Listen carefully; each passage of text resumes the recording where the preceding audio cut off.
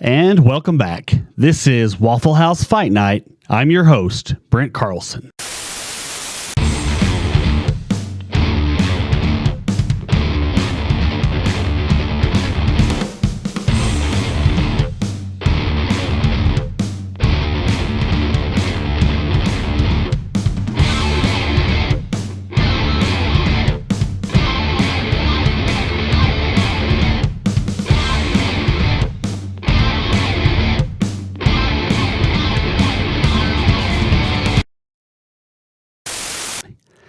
Leading off tonight, a Portland woman is being celebrated for the success of her sports bar where only women's sports are played on the tavern's televisions. The Sports Bra, which opened in 2022, made almost $1 million in its first 8 months. Many customers at the bar were asked for interviews, but they were all too busy looking down at their phones.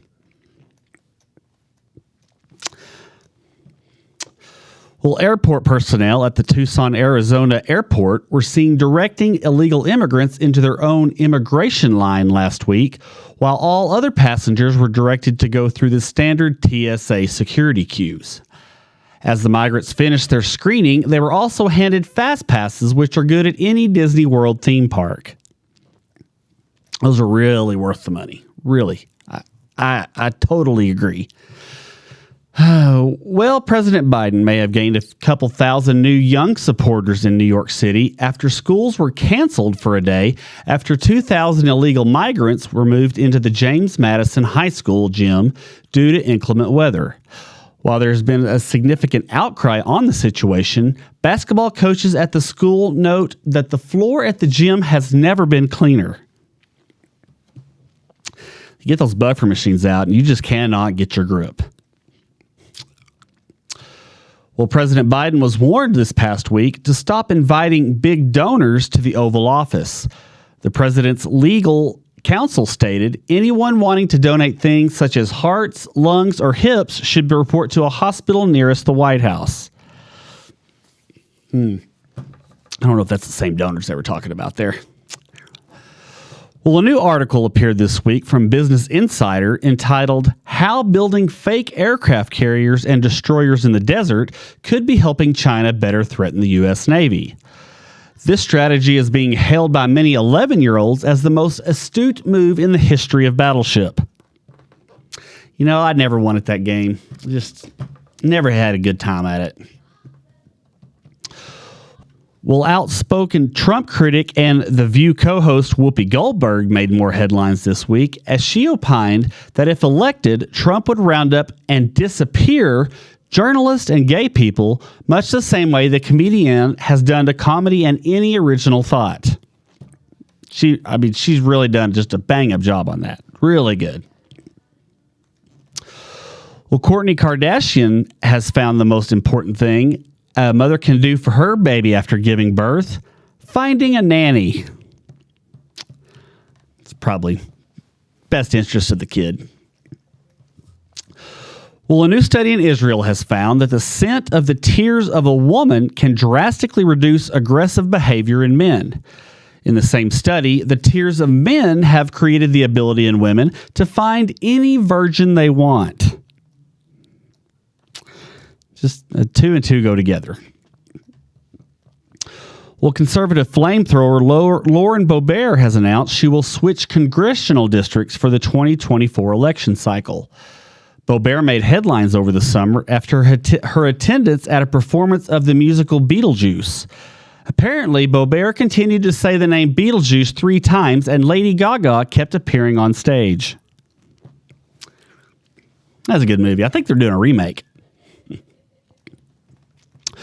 Well, Boebert also apparently forgot about everyone's camera phones as she was caught on camera groping her date, vaping, and taking selfies at the theater that evening. After being asked to leave the event, Boebert was heard asking the ushers, "Do you know who I am?" while walking out with 2 extended middle fingers. You know, I wonder what she looks like naked. Just one of those random thoughts I have. Well, Senator Elizabeth Warren of Massachusetts has announced that she is backing a pay raise for members of Congress, where she stated, quote, "Congress should not be the plaything of multimillionaires and billionaires. Multimillionaires and billionaires should be Congress's playthings." You know, tomato, tomato. Well, a new study shows that flowers are giving up on pollinating by making themselves less attractive to insects that spread their pollen. So young men out there, don't feel so bad. Even flowers cock-block themselves sometimes. It's just one of those stages you have to go through to get to adulthood. Well, Subway customers have one more reason to look over their shoulder after a Florida man was arrested for misdemeanor battery after he allegedly threw his freshly made foot-long sandwich at the sandwich artist who prepared his meal. Reportedly, the disgruntled customer was angered after the employee forgot to slice his sandwich into 2 pieces. Fortunately, the sandwich was not toasted, which would have been upgraded to a charge of a felony. You know, it's a deadly weapon at that point. They always over-toast them. Well, a birth of rarity has been reported in Turkey as a black mother gave birth to an albino baby with ginger hair and very light skin color. Vivienne Hassan, 24, was shocked when she first met her baby, which was born in March of last year. The baby was sporting red hair and icy blue eyes. Husband Ezekiel was not available for comment as he was busy looking up Ancestry.com. I mean, you got to research it some. Little baby Zane will have to go through some growing pains as his eyesight and sensitivity to light will be obstacles he will need to overcome in the first few years of life. However, his future does look bright as being a standout prop comic. I mean, he's always got that fallback.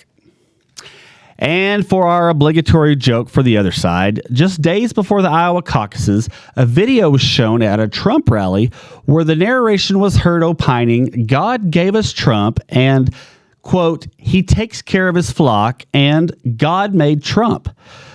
This rally was a new lead-in to Trump's proposal to buy and renovate the Luxor Pyramid Casino and Resort, where the CEO will be called Pharaoh and the employees will not be paid. And that's all tonight from Waffle House Fight Night. Please like and subscribe, and thanks for joining us.